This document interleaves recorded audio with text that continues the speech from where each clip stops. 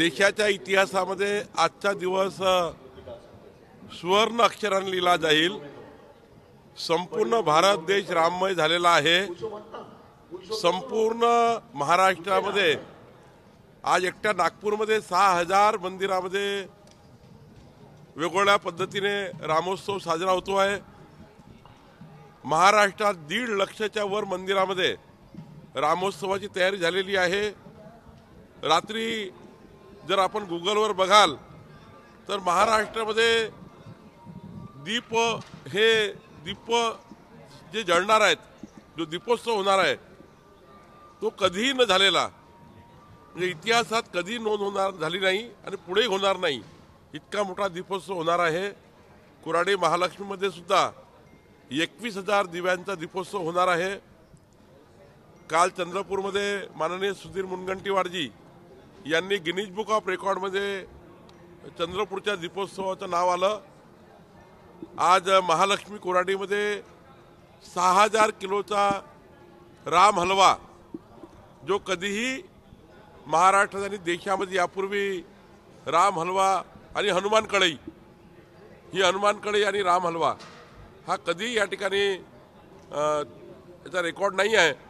पण विष्णू मनोहरांनी या ठिकाणी सूचना दिली की आजच्या या पावन पर्वावर राम हलवा करायचा आणि या ठिकाणी 2 वर्ल्ड रेकॉर्ड या ठिकाणी करण्याचा प्रयत्न या ठिकाणी विष्णू मनोहरांचा आहे, महालक्ष्मी जगदंबा संस्थानाचा आहे आणि तशी तयारी झालेली आहे। मला वाटतं की हा विश्व रेकॉर्ड होईल आणि सोबतच ही हनुमान कढई 25 तारखेला अयोध्येला जाणार आहे आणि अयोध्येला सुद्धा एक मोठा असाच विश्वविक्रम होईल। त्या ठिकाणी सुद्धा राम हलवा तयार करण्याची योजना विष्णू मनोहरांनी केली आहे। त्यामुळे मला वाटतं आजचा दिवस हा जगातल्या सर्व हिंदू बांधवाकरता, महाराष्ट्रातल्या सर्व हिंदू बांधवाकरता, 130 कोटी भारतीयाकरता आणि खरं तर या देशाचे पंतप्रधान नरेंद्र मोदीजी यांनी ज्या पद्धतीने अनुष्ठान मांडलं होतं, 11 दिवसाचं अनुष्ठान मोदीजींनी केलं होतं। 11 दिवस आमचे पंतप्रधान जमिनीवर त्या ठिकाणी सतरंजीवर झोपत होते आणि ज्या ज्या ठिकाणी प्रभू राम लल्लांचा सहवास आहे त्या ठिकाणी त्यांनी प्रवास करून संपूर्ण देशभर या ठिकाणी हा आमचा अस्मितेचा प्रश्न आहे, हा राजकारणाचा नाही आहे, अस्मितेचा प्रश्न आहे। राजकारण करणारा लखलाभ आहे, पण आम्ही अस्मितेचा प्रश्न म्हणून या ठिकाणी या सकल हिंदू समाजामध्ये संपूर्ण देशामध्ये आज मोठी दीपावली साजरी होतो आहे। आणि मी प्रधानमंत्री मोदीजींचा मनापासून आभार मानतो की मोदी सरकारने जर सर्वोच्च न्यायालयामध्ये रामलल्लांचे संपूर्ण जन्मभूमीचे पुरावे सादर नसते केले, रामलल्ला त्या ठिकाणी जन्म झाला, हे जर त्या ठिकाणी सुप्रीम कोर्टामध्ये आपली संपूर्ण सरकारची बाजू योग्य पद्धतीने दिली नसती आणि आज ज्या पद्धतीने न्यायालयाने लढाई पूर्ण केली नसती तर 25 पिढ्यांना हा दिवस दिसला नाही, आपल्याला दिसला नसता। आज आपल्या सर्वांना हा जो दिवस दिसतो आहे याकरता मी ज्या कारसेवकांनी ज्यांनी आपलं बलिदान दिलं, ज्यांनी याकरता प्रयत्न केले त्या सर्वांचं नतमस्तक होऊन आभार मानतो। नाशिकच्या काळाराम मंदिरामध्ये ठाकरे गटांकडून प्रतिपूजा ठेवण्यात आलेली आहे। नाही, आता त्यांच्याबद्दल आज राजकीय बोलणं काही योग्य नाही, पण विस्कटलेले लोक आहेत, भरकटलेले लोक आहेत। राम जन्मभूमीचं त्यांना निमंत्रण दिल्यावर त्यांनी त्या ठिकाणी जायला पाहिजे। शेवटी हा कुणाच्या मान अपमानाचा प्रश्न नाही आहे, प्रतिष्ठेचा प्रश्न नाही आहे। आज छोटा व्यक्ती पत्रिकेची वाट बघतो आहे, पण त्या ठिकाणच्या व्यवस्थेमध्ये त्यांना बोलवलं आहे, त्यांचं नशीब आहे।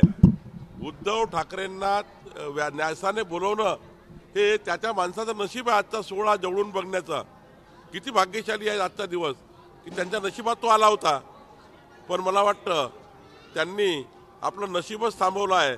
त्यांनी आपल्या जीवनातले संस्कार कार्य, धर्मकार्य, हिंदुत्वादी विचारच संपवले आहे आणि काहीतरी आता महाराष्ट्रामध्ये लोक टीका करतील म्हणून काळाराम मंदिराची व्यवस्था यांनी उभी केली आहे। नाही, आम्ही सर्वांनी ठरवलं आहे, माननीय मुख्यमंत्री, आमचे उपमुख्यमंत्री, सरकार, आम्ही सर्व पक्षाचे नेते एकाच दिवशी रामलल्लाच्या दर्शनाला जाणार आहोत। त्याची डेट लवकरच येईल, पण महाराष्ट्राचं सर्व आम्ही 11ही पक्षाचे महायुतीचे लोक आमचं सरकार एकाच वेळी आम्ही अयोध्येला जाणार आहोत. देवेंद्रजींनी म्हटलं होतं की जे लोकांना निमंत्रण भेटून जात नाहीये ते नालायक लोक आहेत, त्यांच्याबद्दल न बोललेलं बरं असं ते बोलतात. बरोबर आहे. आजच्या निमंत्रणाकरता लोक तडफडत आहे. लोक वाट पाहत आहे की मला करा निमंत्रण. आणि आजचा दिवस तर आज प्राणप्रतिष्ठा आहे. आजचा दिवस हा आपल्या नशिबातला अत्यंत महत्त्वाचा दिवस आहे. आणि अशा दिवशी जर ज्याला निमंत्रण भेटलं तो न जाणे, कारण एखाद्या वेळी मुख्यमंत्री मोदीची गोष्ट ठीक आहे की मुख्यमंत्र्यांनी सांगितलं मंत्रिमंडळ घेऊन जाऊ, पण उद्धव ठाकरेंनी मात्र आज रामलल्लाच्या दर्शनाला जायला पाहिजे होतं. त्यांनी आपल्या कोणत्याही राजकीय सारे विषय बाजूला सारून आज प्राणप्रतिष्ठा बघायला पाहिजे होती असं मला वाटतं. हिंदी में जानना चाहेंगे, आज पूरा देश राममय है, आप भी कोराडी मंदिर में 6000 किलो का हलवे का रिकॉर्ड बनाने वाले हैं, क्या कहेंगे? इस महालक्ष्मी संस्थान जो हमारा है 700 साल पुराना महालक्ष्मी जी का मंदिर है. उसके पीछे प्रभु रामचंद्र जी का मंदिर है.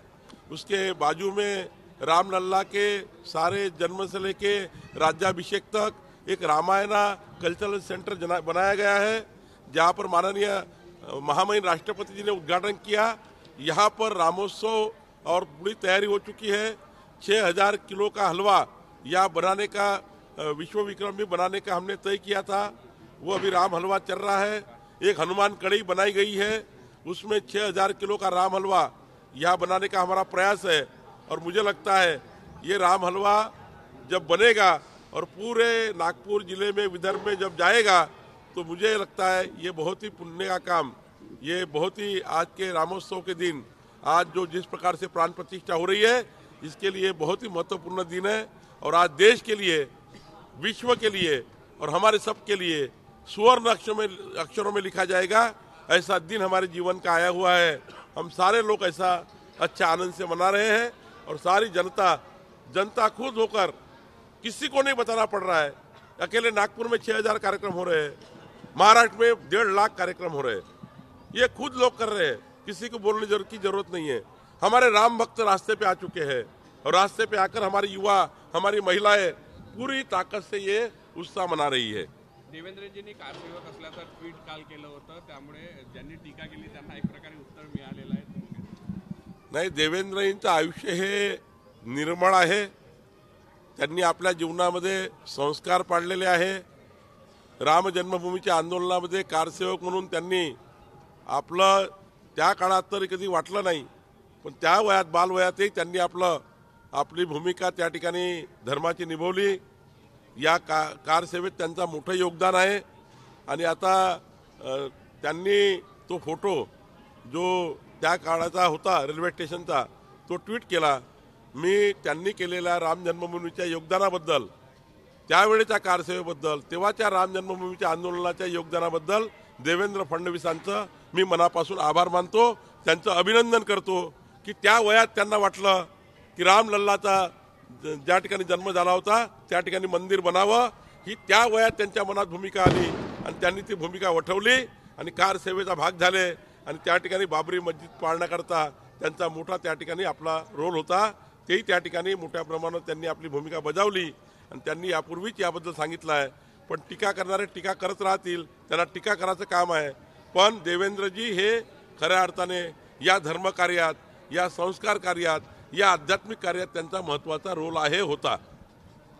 काल संजय राऊत यांनी याच देवेंद्रजींचं वय काढलं होतं की ते लहान वयात त्यांना वाटलं असेल आणि ते फक्त रेल्वे स्टेशनपर्यंत गेले होते, अयोध्येत गेले होते का असं देखील त्यांनी सवाल विचारला. आता संजय राऊत बद्दल काय बोलावं?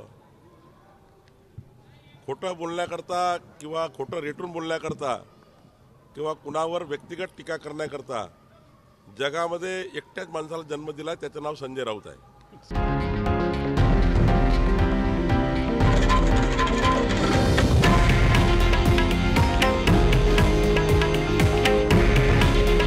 हे आहे देशातील नंबर 1 न्यूज नेटवर्क आणि आपण पाहत आहात TV9 मराठी. काळजी तुमची, हित महाराष्ट्राचं.